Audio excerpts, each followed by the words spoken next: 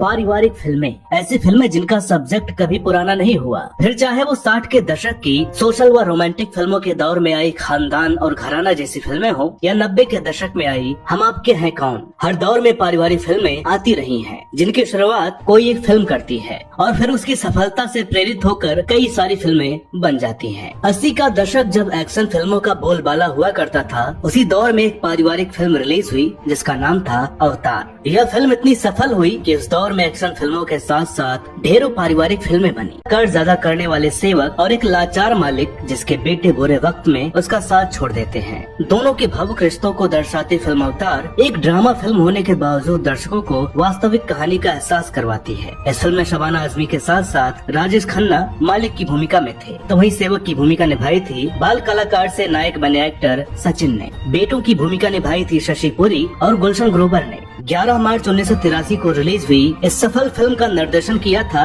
मोहन कुमार ने। मोहन कुमार और मुश्ताक जलीली द्वारा लिखी इस फिल्म के गीत आनंद बख्शी ने लिखे थे और संगीत दिया था लक्ष्मीकांत प्यारेलाल की सुपरहिट जोड़ी ने। दोस्तों, इस फिल्म की कामयाबी के बाद इसकी कहानी से इंस्पायर्ड होकर बहुत सी ऐसी फिल्में बनी जिनमें बुरे वक्त में छोटे भाइयों को अपने बड़े भाइयों का या नालायक बेटों का अपने माता पिता का साथ छोड़ते दिखाया गया। वर्ष 1990 में रिलीज हुई फिल्म स्वर्ग भी काफी हद तक इसी फिल्म से इंस्पायर्ड थी। इस फिल्म में भी राजेश खन्ना अपने इसी कैरेक्टर में थे और सेवक की भूमिका में थे गोविंदा। हालांकि फिल्म स्वर्ग से पहले कई ऐसी फिल्में आ चुकी थीं, जिनमें मिथुन चक्रवर्ती की प्यार का मंदिर और गोविंदा की दरिया दिल जैसी फिल्में भी शामिल हैं। लेकिन इन फिल्मों में सेवक की जगह किसी एक भाई या बेटे को लायक दिखाया गया। साल 2003 में आई अमिताभ बच्चन और हेमा मालिनी की फिल्म बागवान की बात की जाए तो इसे अवतार फिल्म से ही पूरी तरह इंस्पायर्ड कहा जा सकता है। बस इस फिल्म में सेवक की जगह गोद लिए बेटे की भूमिका कर दी गई है, जिसे सलमान खान ने निभाया है। दोस्तों, ऐसा नहीं है कि इस विषय पर बनी अवतार ही पहली ऐसी फिल्म है। दरअसल अवतार की कहानी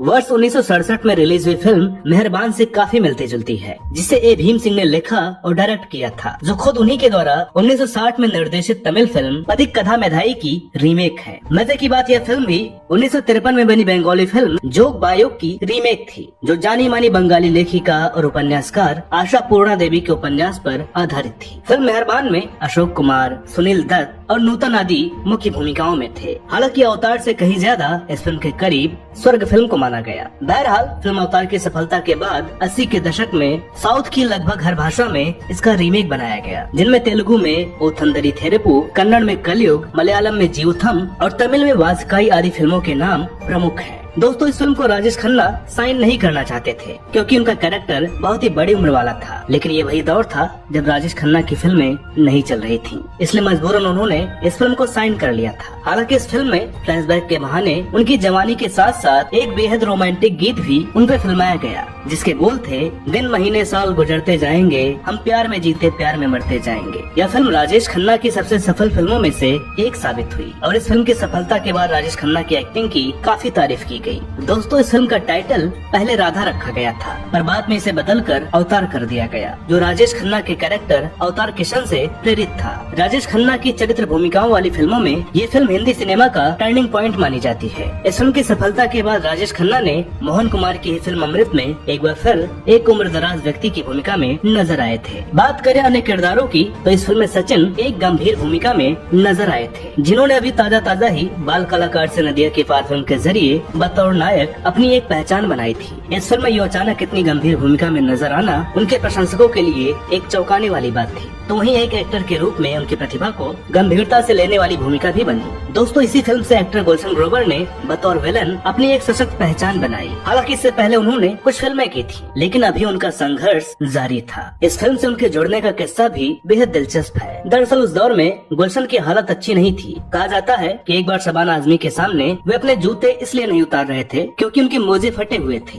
हालांकि शबाना गुलशन की प्रतिभा और लगन की कायल थी और जानती थी कि इस एक्टर को एक सही मौका मिलने की देरी है। दोस्तों, यहाँ हम आपको बता दें कि गुलशन ग्रोवर पार्ट टाइम बतौर एक्टिंग टीचर रोशन तनेजा के इंस्टीट्यूट में भी काम कर चुके थे, जहाँ से उन्होंने खुद भी ट्रेनिंग ली हुई थी। बहरहाल शबाना आजमी ने गुलशन को डायरेक्टर मोहन कुमार से मिलवाया, जिन्होंने गुलशन को देखते ही अपनी फिल्म में एक नेगेटिव रोल ऑफर कर दिया, क्योंकि गुलशन उस रोल के लिए एकदम फिट लगे। गुलशन ग्रोवर को इस रोल के लिए मोहन कुमार ने क्यों चुना, उसकी एक बड़ी दिलचस्प वजह उन्होंने बताई थी। वह दिलचस्प वजह थी गुलशन की नाक जिसको देखकर उन्हें ऐसा लगा था कि ऐसी नाक वाले चेहरे पर एक मतलबी और मक्कार बेटे का रोल एकदम फिट आएगा। बताया जाता है कि उस वक्त उन्होंने कहा था कि गुलशन की नाक को देखकर ऐसा लगता था कि ये आदमी तो 100 रुपए के लिए अपने बाप तक को बेच दे। दोस्तों, इस फिल्म का संगीत भी बेहद पॉपुलर हुआ। खास तौर पर फिल्म का एक गीत चलो बुलावा आया है, जो आज भी माता की भेंटों में पहले नंबर के गीतों में अपनी जगह बनाए हुए है। इस गीत से गायक नरेंद्र चंचल जी को एक जबरदस्त पहचान मिली थी। बताया जाता है कि नरेंद्र चंचल इस गीत के बाद इतने पॉपुलर हो गए थे कि वैष्णो देवी में हर साल आयोजित होने वाले उनके जागरण में उनके आने वाले भक्तों की संख्या में भारी वृद्धि दर्ज होने लगी थी। इसके बाद सुरक्षा कारणों के चलते श्राइन बोर्ड के गठन के बाद वर्ष 1986 में उन्हें भवन में जागरण आयोजित करने की अनुमति नहीं मिली। चलो बुलावा आया है इस गाने की शूटिंग से जुड़े दिनों को याद करते हुए शबाना आजमी ने टाइम्स ऑफ इंडिया में दिए एक इंटरव्यू में बताया था कि जब राजेश खन्ना वैष्णो देवी मंदिर में शूटिंग कर रहे थे तो उन्होंने जमीन पर सोने का फैसला लिया था। उस दौरान उन्होंने अपना कंबल साइड में रखा था और जमीन पर ही सोए थे। 7 मार्च 1982 को राजेश खन्ना और शबाना आजमी डायरेक्टर मोहन कुमार के साथ अवतार फिल्म की शूटिंग के लिए कटरा पहुंचे थे। वहाँ के लोग आज भी उस शूटिंग को याद करते हुए बताते हैं कि राजेश खन्ना सुपरस्टार होते हुए भी सादगी से भरे थे। इस भेंट की शूटिंग के दौरान मां वैष्णो देवी के पूर्व वारीदार पंडित सृष्टि रमन तथा पंडित शंकर दास भी राजेश खन्ना व शबाना आजमी के साथ शामिल थे। इस भेंट में आपने राजेश खन्ना व शबाना आजमी की गोद में एक बच्चा भी देखा होगा। दरअसल इस दृश्य को फिल्माने के लिए स्थानीय निवासी मोहम्मद शरीफ के 5 माह के बेटे को चुना गया था, क्योंकि वहाँ के बेहद ठंडे मौसम को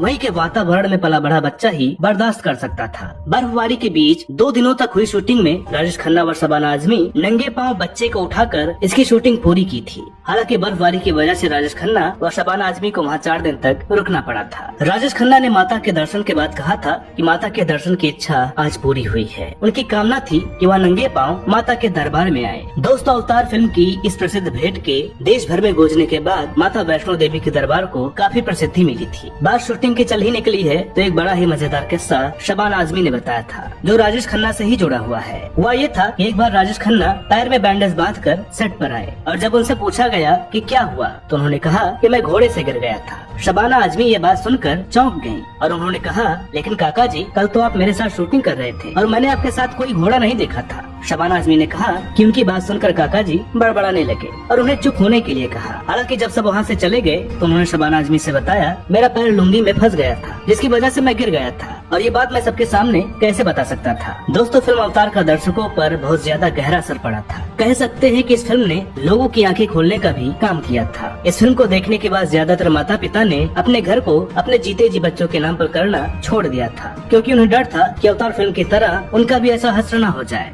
लगभग 1.5 करोड़ के आसपास के बजट में बनी इस फिल्म ने देश भर में 3.5 करोड़ से भी ज्यादा का बिजनेस किया था। साथ ही साथ वर्ल्ड वाइड कलेक्शन की बात करें तो 7 करोड़ से भी ज्यादा था। व्यावसायिक नजरिए से हिट यह फिल्म समीक्षकों द्वारा भी सराही गई थी। साथ ही वर्ष 1973 के 10 सालों के बाद बॉक्स ऑफिस कलेक्शन के लिहाज से यह राजेश खन्ना की सबसे बड़ी सफल फिल्म साबित हुई। फिल्म अवतार कई कैटेगरी में फिल्म फेयर द्वारा नामांकित हुई थी। बेस्ट एक्टर के लिए राजेश खन्ना का नाम भी नामांकित हुआ, लेकिन उनके बजाय यह अवार्ड नसीरुद्दीन शाह को फिल्म मासूम के लिए मिला। हालांकि बाद में राजेश खन्ना को इस फिल्म में उनके प्रदर्शन के लिए समीक्षकों की एक संस्था ने सर्वश्रेष्ठ अभिनेता का एक अलग से पुरस्कार देकर सम्मानित किया था। खैर, अवार्ड की बात छोड़ दी जाए तो वर्ष 1983 राजेश खन्ना के लिए बहुत ही लकी रहा, क्योंकि उसी वर्ष अवतार के साथ साथ उनकी 2 और यादगार फिल्में रिलीज हुई थी और वो फिल्में थी सौतन और अगर तुम न होते। तो दोस्तों, हमें उम्मीद है कि आज का एपिसोड आपको पसंद आया होगा। वीडियो अगर अच्छी लगी हो तो प्लीज इसे लाइक करें, शेयर करें। चैनल पर नए हो तो प्लीज इसे सब्सक्राइब जरूर करें।